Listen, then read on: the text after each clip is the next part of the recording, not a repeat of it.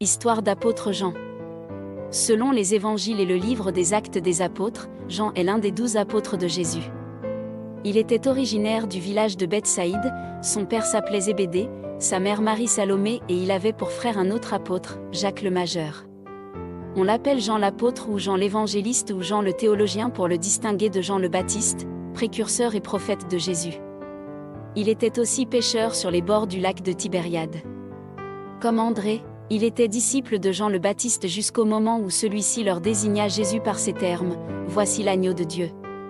Quittant Jean le Baptiste, après le baptême et la venue de l'Esprit Saint sous la forme d'une colombe, et lorsque Jésus vint vers lui, il abandonna tout sur le champ, pour le suivre avec son frère Jacques. Une tradition veut qu'il soit resté vierge toute sa vie, ayant été choisi comme apôtre alors qu'il était sur le point de se marier. Il aimait à tel point la virginité et l'ascèse qu'il porta aussi le nom de Vierge. Souvent appelé « le bien-aimé du Seigneur » ou celui que Jésus aimait, Jean est considéré comme l'apôtre préféré du Christ. De nombreuses représentations de la scène nous le montrent aux côtés de Jésus, écoutant attentivement les paroles du Seigneur, les yeux quelquefois fermés pour mieux écouter. En effet, dans l'évangile que saint Jean a lui-même écrit, il rapporte avec beaucoup de précision les paroles prononcées par Jésus au cours de la scène, l'Esprit Saint que le Père enverra, la Bible. C'est aux apôtres Pierre, Jacques et Jean que Jésus se confie au mont des Oliviers. Il fut l'un des 3 à monter sur la montagne du Tabor, pour contempler la divinité du Verbe resplendissante dans le corps de Jésus et entendre la voix venue du ciel dire « Celui-ci est mon Fils bien-aimé, en qui j'ai mis toute ma complaisance, écoutez-le ». Lorsque Jésus fut arrêté par les Juifs, il le suivit jusque dans la cour du grand prêtre, et assista à la crucifixion, et il a eu le privilège avec Pierre et Jacques, d'assister à la transfiguration de Jésus et à son agonie à Gethsémani.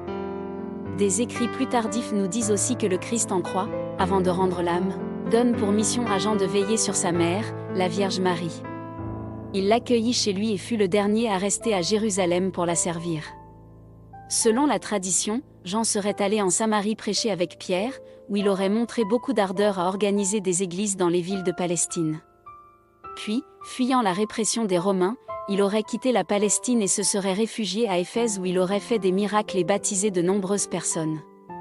La mère de Jésus aurait habité avec lui à Éphèse. Amené à Rome pour être présenté à l'empereur Domitien qui l'avait envoyé quérir, il lui montra que sa foi en Jésus-Christ était plus forte que toutes les puissances terrestres. Tertullien nous dit qu'il aurait subi à Rome le supplice de l'eau bouillante, dont sa virginité lui aurait permis de sortir indemne. L'empereur l'envoie en exil sur l'île de Patmos, où il aurait écrit l'Apocalypse. À Patmos, île montagneuse, qui était luxuriante à l'époque, Jean reçoit une vision du Christ de l'Apocalypse, majestueux d'apparence, vêtu de blanc, le glaive de la parole dans la bouche. Jean s'agenouille et il est béni par l'apparition qui lui dit « Écris donc ce que tu as vu, le présent et ce qui doit arriver plus tard. » Puis il lui aurait révélé en de grandioses visions ce qui doit arriver à la fin des temps, l'accroissement de l'iniquité, la venue de l'Antéchrist, son combat contre les fidèles et sa lutte ultime qui le jettera finalement pour toujours en enfer avec le diable et ses anges maléfiques. Il contempla aussi les bouleversements du monde, la consommation de toutes choses sous le feu divin, et, enfin le triomphe du Fils de l'homme, la résurrection de tous et le jugement dernier, et enfin la descente sur terre de la Jérusalem céleste, cité sainte et éternelle, où Dieu demeurera pour toujours avec les hommes. Après la mort de Néron en l'an 68, l'empereur permit à Jean de revenir à Éphèse, au grand regret des habitants de Patmos qu'il avait convertis en très grand nombre. Puis la tradition le fait vivre pendant de longues années à Éphèse, ville où il compose ses 3 épîtres et le 4e évangile ou évangile selon Jean. Il serait mort à Éphèse en l'an 101, à l'âge de 98 ans. En tant qu'évangéliste, il est souvent symbolisé par un aigle. On attribue à l'apôtre Jean de nombreux miracles. À son arrivée dans l'île de Patmos, il y avait un mage maléfique, nommé Kynops, servi par de nombreux serviteurs démoniaques.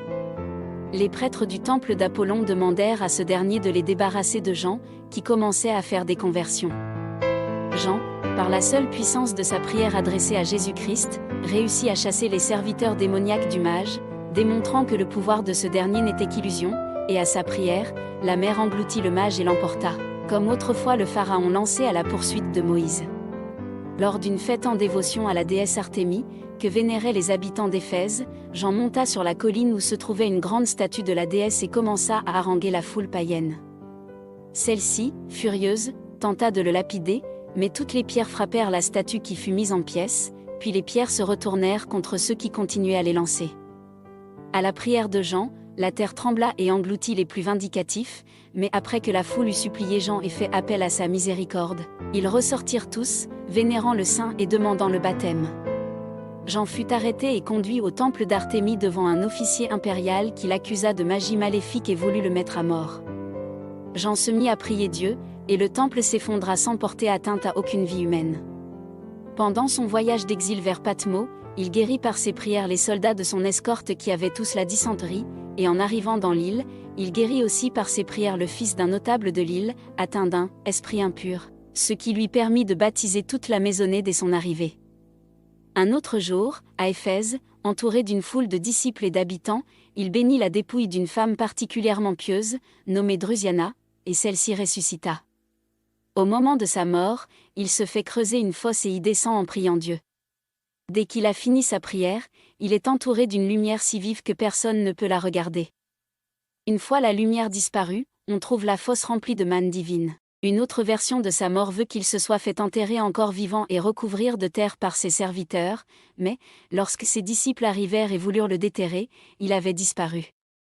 Tous pensèrent que son corps avait été ressuscité et était monté au ciel, selon la parole de Jésus-Christ répondant à Pierre qui le questionnait sur Jean, « Si je veux qu'il reste jusqu'à ce que je revienne, qu'est-ce que cela te fait ?» Merci d'avoir regardé la vidéo. Si vous l'avez aimée, n'hésitez pas d'abonner à cette chaîne. Partagez, commentez et aimez, car on prendra rendez-vous pour une plus belle vidéo.